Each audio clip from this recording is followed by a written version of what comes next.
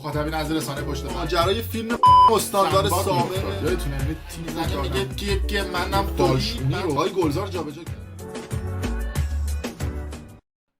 درود به مخاطبین عزیز، بنده امین فردین به همراه تیمم بار دیگه با یک برنامه پشت پرده دیگه با شما هستیم. امیدوارم که هر کجا این کره خاکی که هستید و صدا و تصویر من رو میبینید و میشنوید حال دلتون خوب باشه. به یک برنامه پشت پرده دیگه خوش اومدید. امروز در برنامه پشت پرده میخوام یه سری نکات مهم و کلیدی و البته جنجالی رو بگم که شاید به مزاج خیلی ها خوش نیاد، اما نکات خیلی خیلی خیلی بازم تاکید میکنم خیلی خیلی مهمی هستش که اپوزیسیون ها رعایت نمیکنن. رسانه هایی که در جهت خیزش انقلابی مردم دارن حرکت میکنن و دارن تلاش میکنن که در اون مملکت یک تغییر بزرگ و اساسی اتفاق بیفته و کلا آخوندها بکنن و برن از اون مملکت. به این موضوعاتی که من اشاره خواهم کرد قطعا تا الان اشاره نکردن. این جای دیگه به نظر من نمیتونید این صحبت ها رو بشنوید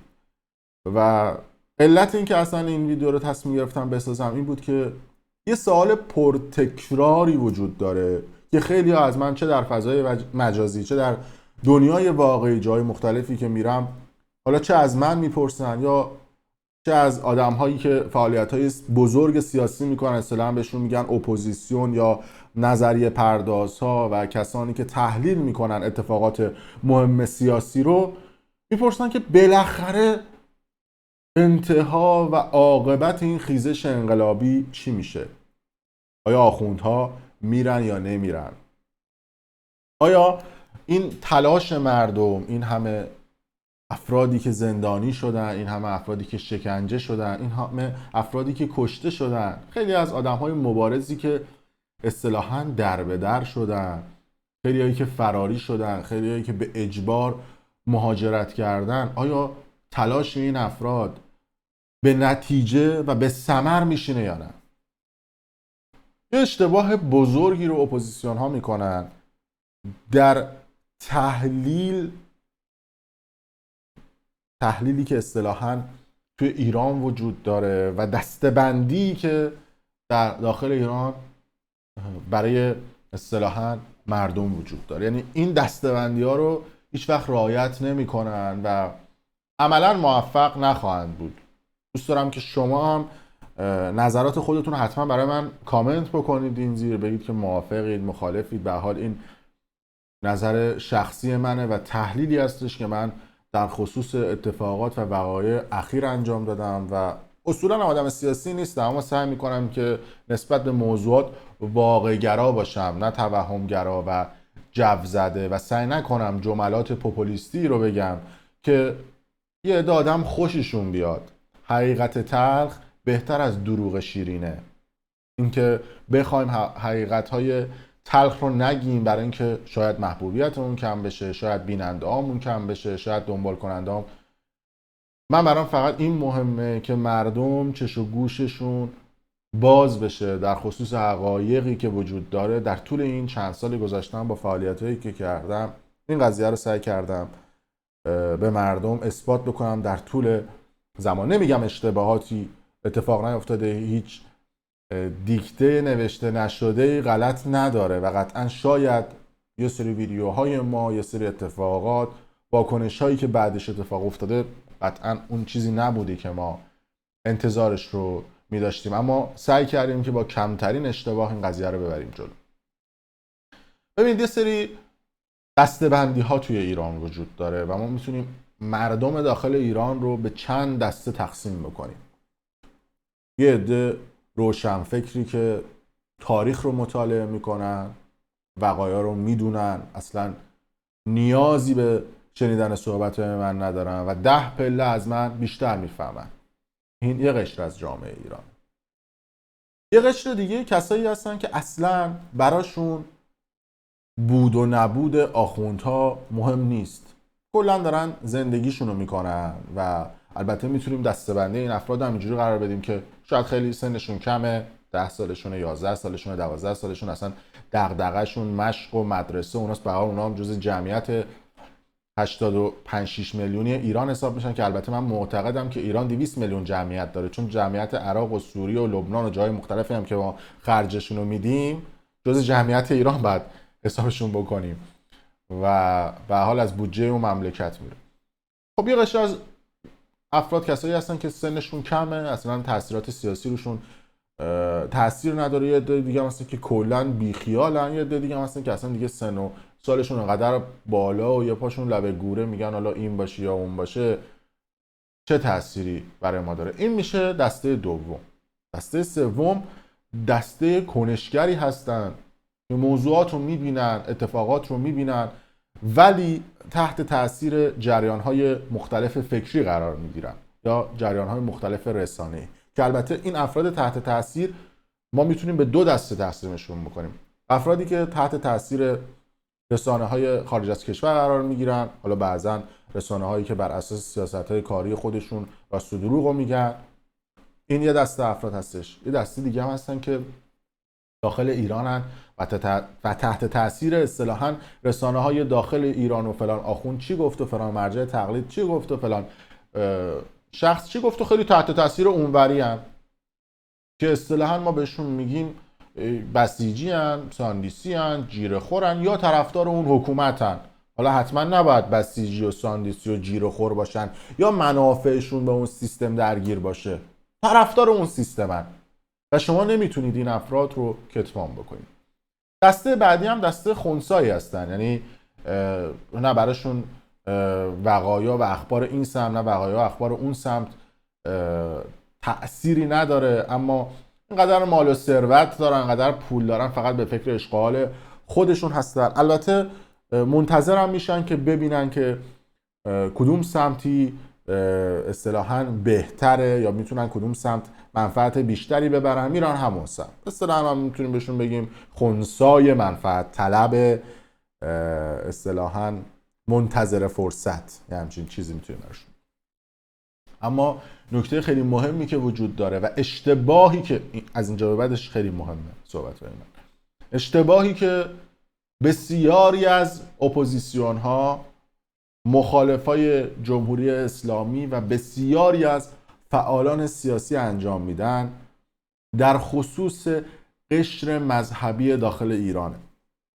ببینید شما زمانی میتونید یک حرکت بزرگ انقلابی انجام بدید که بتونید اون قشر مذهبی داخل ایران که اصطلاحاً یه عده بهشون میگن بسیجی، یه عده بهشون میگن ساندیسی، یه عده بهشون میگن جیره خور، اونها رو بیارید توی سبد خودتون. یه بار دیگه هم قبلا یه موضوع رو به صورت کلی گفته بودم. یه سری آدم ها هستن که مخالف سیستمن. شما 2 تا فوش میدی به آخوندا، اونم 6 تا فوش کهدارم بعد از تو میده و با هم دیگه شروع میکنید فوش دادن. همتون یه سمت قرار دارید. یه سمت دیگه هم این سایبری است، این بسیجی است، این آخونده است، این نمیدونم مذهبی است. حالا حتما نباید بسیجی است، مذهبیه این سمته و اونم به این وریه فوش میده. خلاصه یه دعوایی شده، این وریه به اون وریه فوش میده، اون وریه به این وریه. شما زمانی میتونی بگی که من یک فعالیت سیاسی مؤثر و دقیق انجام دادم که از اون قشر مذهبی بسیجی ساندیسی سایبری طرفدار اون حکومتی که اصلا ممکنه بسیجی سایبری فلان نباشه اما طرفدار اون حکومت باشه ریزش بزنی و بیاری توی سبد خودت. اون موقع است که تونستی موفق بشی و اون موقع است که یک حرکت به نظر من تمیز اتفاق افتاده.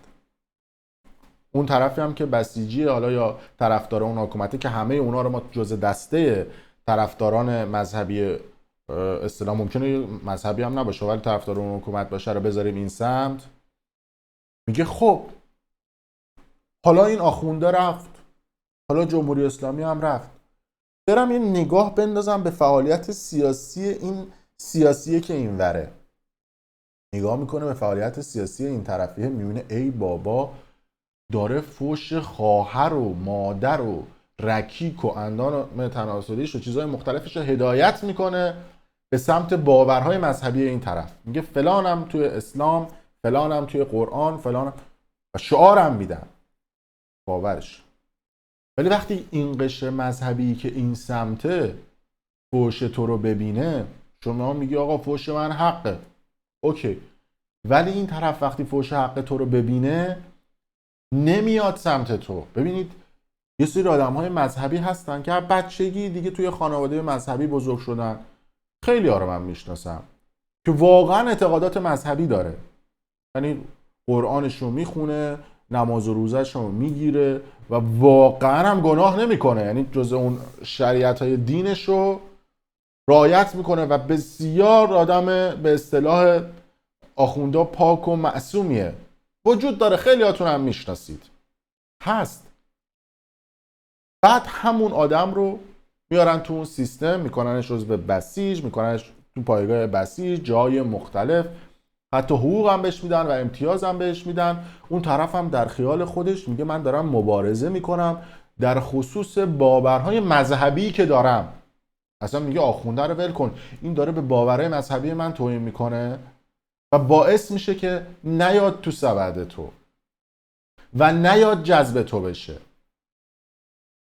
و زمانی، ببینید زمانی میشه موفق بود و میشه یک حرکت درست انقلابی کرد که اون قشر مذهبیه رو بتونی جذب خودت بکنی. اون قشر مذهبی که باور مذهبی داره جذب خودت بکنی. ببینید بسیاری از افرادی که سن و سال بالایی دارن، مثلا طرف 60 سالشه، 70 سالشه، دیگه با این باور مذهبی بزرگ شده. خیلی از بیننده هایی که این ویدیو رو میبینن مادرشون شاید این باور مذهبی رو دارن، پدرشون شاید این باور مذهبی رو دارن. میگن آقا ما دیگه چند سال دیگه بیشتر زنده نیستیم، به خیال خودمون بذارید یکم دعا و عبادت بکنیم، قرآن بخونیم، دعای کامل بخونیم، دعای ندبه بخونیم، چیزای مختلف بخونیم، شاید خدا از گناهانمون کم کنه. واقعا همچین باور مذهبی رو دارن. و وقتی میبینن یه شخصی داره فحش خوار مادر رو به سمت باورهای مذهبیشون هدایت میکنه، شما به عنوان یک بیننده عاقل به نظرتون این آدم جذب شما میشه یا نه؟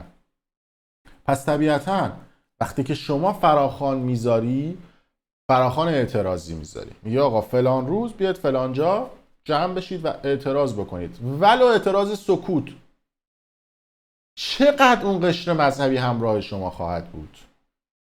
قشری که طرفدار اون حکومته. طرفدار حکومت هم میاد چیکار میکنه؟ اون لیدری که اون بالا، فرمانده بسیج، فرمانده سپاه جای مختلفه، این آدم رو کاملا شستشوی مغزی داده.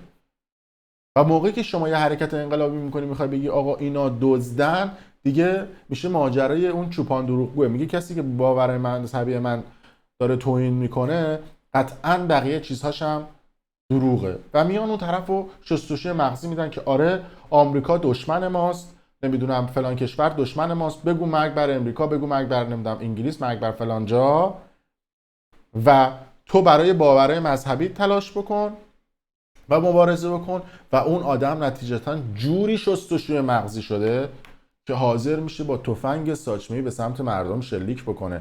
یه عده‌تون میگید که چجوری اینا مثلا به خودشون جرأت میدن به یک هموطن شلیک بکنن؟ شستشوی مغزی شدن و یه چیزایی رو براشون اولویت قرار دادن که طرف میگه آقا من برای باور مذهبی میرم جلو،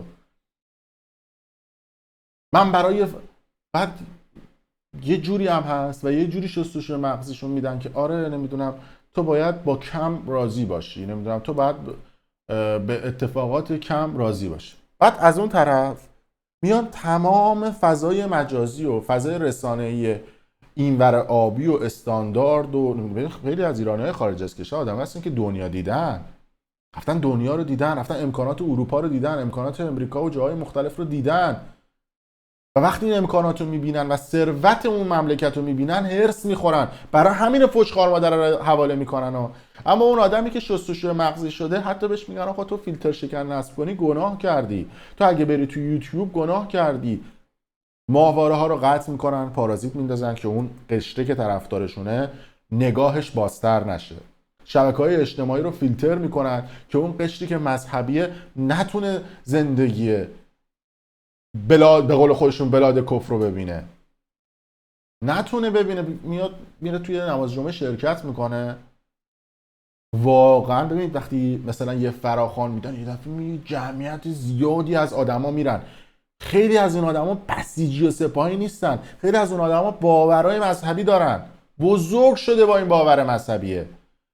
بعد یه جوری هم هستن این آدم‌های مذهبی، شاید مثلا برادرش مشروب بخوره یا خواهرش مثلا دوست پسر بگیره اوکی باشه براش، میگه آقا من باور مذهبی خودم دارم. این قش وجود دارن تو ایران و نمیتونید کتمانشون بکنید. میگه آقا اوکی اون این کارو کرده، منم باور مذهبی خودمو دارم، تو اصلا مشروب تو بخور، منم راه خودمو میرم.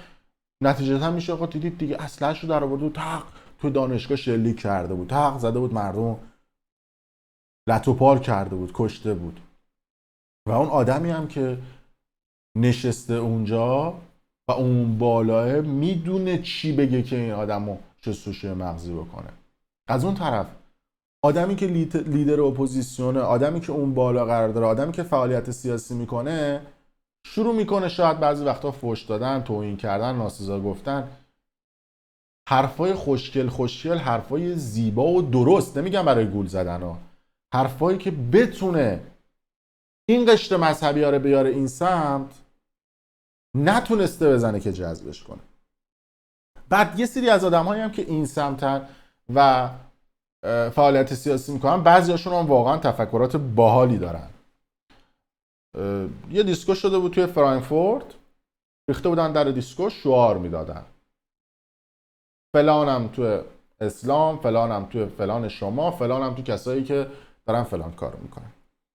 یه بنده خدایی به من زنگ زد و من خیلی نسبت به این قضیه شاکی شده بودم، پشمام ریخت. تانک آورده بودن توی خیابون، یعنی حرکتی که بعد از جنگ جهانی دوم قفل بود توی اروپا و توی خصوصا آلمان، که بخوان تانک بیارن تو خیابون. احتمالاً این تانکاشون رو می‌خواستن آب بندی بکنن، گفتن یه 20 سالی هستش روغن ریزی نداشته باشه، ببریمش تو خیابون. به حال اینا تانک دیدن دیگه، تو ایران انقدر براشون تانک آوردن، براشون چیز عجیبی نیست، بذار برای اینا بیاریم، برای بقیه کشورها تانک بیاریم پشماشون میریزه، ولی اینا به حال تانک دیدن، بذار دست اینا بیاریم.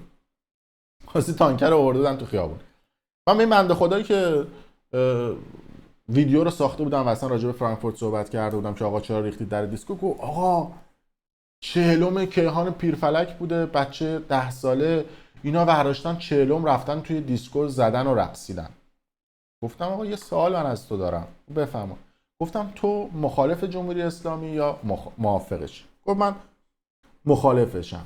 گفتم اولین شهری که تو ایران اصطلاحاً هر گونه فعالیت شاد و برگزاری کنسرت ممنوع شد کجا بود؟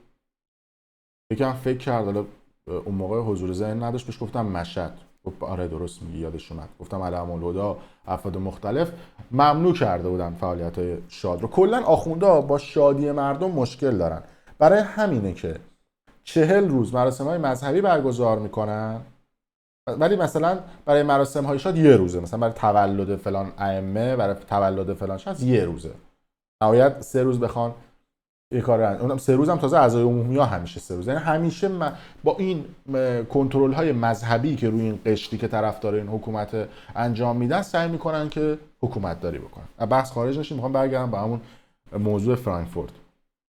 گفتم خب تو طرفدار اون حکومتی یا مخالف؟ من طرفدارش که نیستم، با طبیعتا برای همینم بهت زنگ زدم که تو یه مقداری سعی بکنی که دقیق تر توی مسیر رسانه‌ای خودت بری. یعنی بعضیا فکر میکنن ما که میشینیم جلوی دوربین، خب همین الان فرمانده مثلا فلان جای سپاه زنگ داداش تو سفارش 2 تا ویدیو دارم بزن. نه اینجوری نیست، اینجا رستوران نیست من از کسی سفارش بگیرم.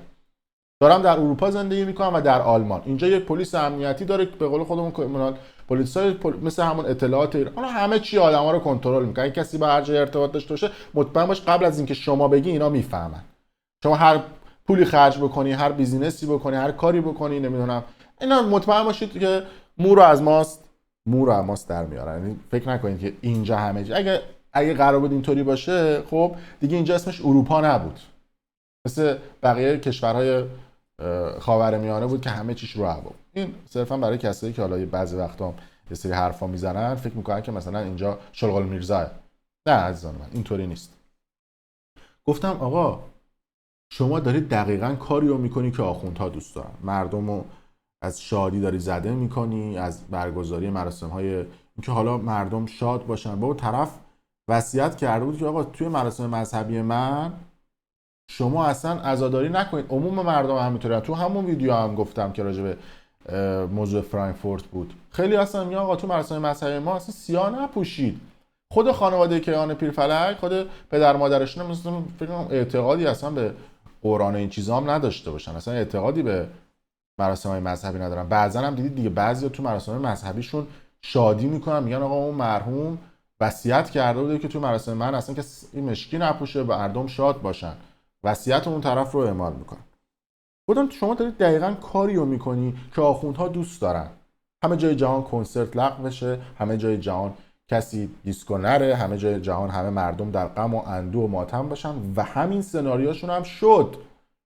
با این کارهایی که کردن به راحتی آب خوردن، شبکه‌های اجتماعی رو فیلتر کردن، اینترنت رو طبیعتاً دارن میکنن شبیه کره شمالی و اینترنت رو دارن بومی میکنن. با خیال راحت آخونده میخوابه، میگه آخش من در باور مذهبی خودم یه کاری کردم که مردم نرن توی جای مختلف و گناه بکنن. اینو فکر میکنن، یعنی واقعا به سری از این قشر مذهبی میگم آقا دممون گرم، یه کاری کردیم که اینا نرن این حرکت‌ها رو بکنن. بعد طرف اومد بود ویدیو گرفته بود که بله اینجا فرانکفورت، پلیس آلمان هم با ایران، ویدیوش رو دیدید. میتونم حتی الان بگردم براتون ویدیو رو هم پیدا کنم برای یه عده‌ای که ویدیو رو ندیدن. بله اینا با آخوندان، اینا با جمهوری، اصلا یه امیدوارم بتونم ویدیو رو پیدا کنم و بهتون نشون بدم. متاسفانه الان در دسترس هم نیست، تو موبایل هم هست، حالا بخوام ببرمش تو کامپیوتر یه چند دقیقه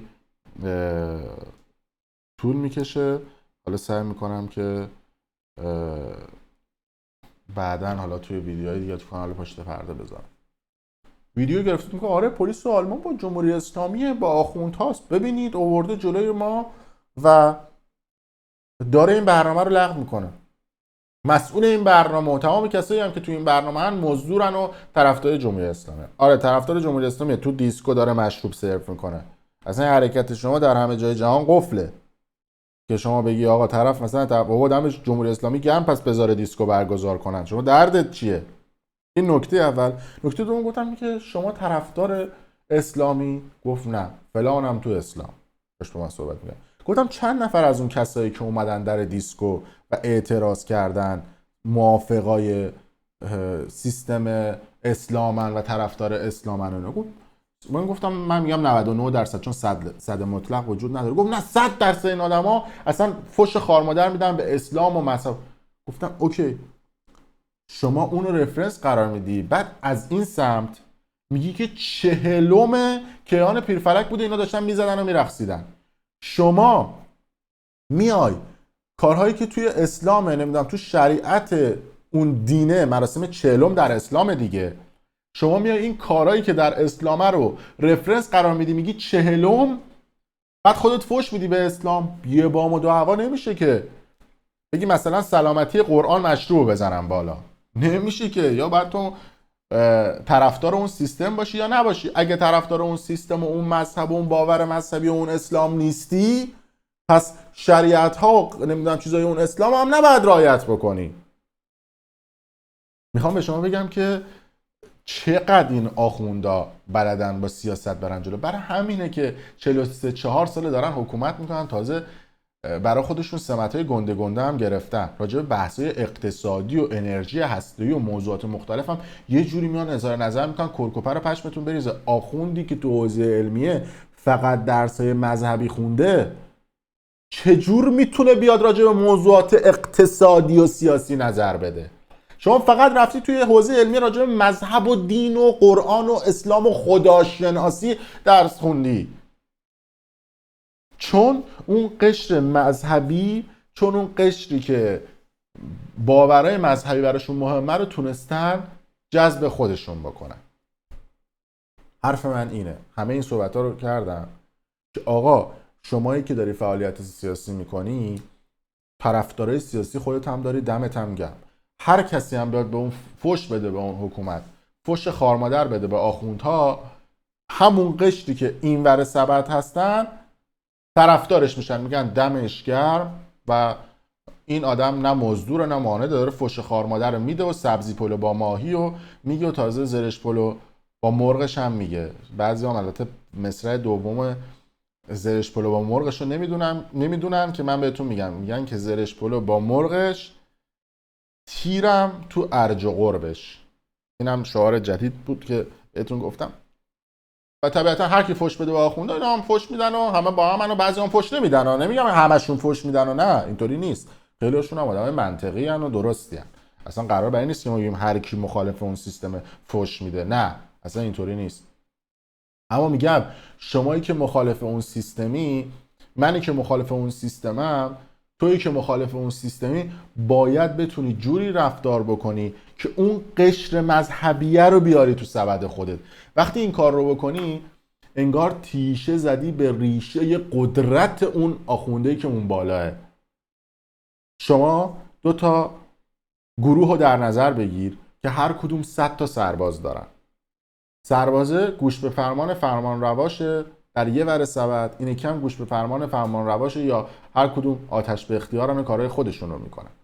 شما اگر بتونی دونه دونه این سربازا رو بیاری سمت خودت، کفه ترازوت سنگین‌تر نمیشه، قدرتت بیشتر نمیشه، و اون آخونده و اون کسی که وای میسه اونجا و اتکا میکنه به نیروهای پشت سرش و اتکا میکنه به اون آدمایی که اصطلاحاً آدمهای مذهبی هستن، ببین پشت سرش نگاه بکنیم هیچکی نیست و همه به ماهیتش پی بردن، به ماهیت فیک بودن و دروغ بودن و چیزای دیگه‌اش پی بردن. اون موقع است که نظام سقوط میکنه. اون موقع است که به معنای واقعی کلمه یک انقلاب صورت میگیره. پس باید اون قشر رو بیارید توی سبد خودتون.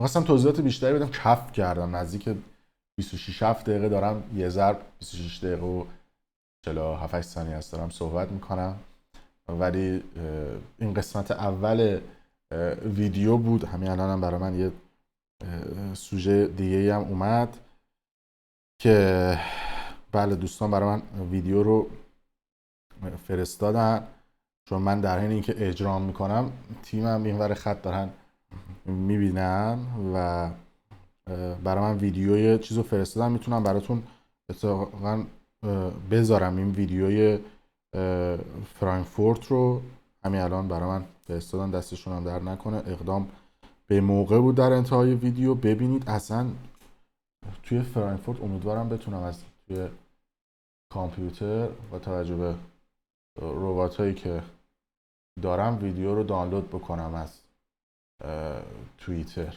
که بهتون نشون بدم. ببینید بابا اصلا دیدید قطعا دیگه ویدیوی شعارهایی که میدن توی اصطلاحاً فرانکفورت و جای مختلف، یعنی در همه جای جهان قفله. بذارید من اینو امیدوارم بتونم ویدیو رو بهتون نشون بدم در همین انتهای کاری. البته این ویدیویی نبود که مد نظر من بود، ویدیویی که اصطلاحاً با تانک بود اون مد نظرم بود، ولی خب حالا زحمت کشیدن این رو برای من فرستادن. حالا منقرض شده تا دیگه ببینم میتونم این ویدیو رو بهتون نشون بدم. الان اذیت میکنه. ببین من اینم از سیستم ما هنگ کرد. خیلی حالا اتفاقی که افتاده اینه که این سیستم ما حالش خوب نیست و هنگ کرد. اشکال نداره، حتما حالا ویدیو رو دید بزنید فرانکفورت میاد. در صورت اگر دوست داشتید برای ما کامنت بذارید این زیر و نظرتون رو بگید و حال کردید کانال یوتیوب برنامه پشت پرده رو هم سابسکرایب کنید، دکمه قرمز رنگی این پایین هست و برای دوستان خودتون به اشتراک بذارید. نمیدونم چقدر با حرفای من موافق بودید، اما به نظر من یک نگاه متفاوتیه که راجبش هیچ وقت صحبت نمیشه که این قشر به سمت این ور هدایت بشه. در صورت مرسی که تا این لحظه با من بودید. ممنون از شما. شب و روزگارتون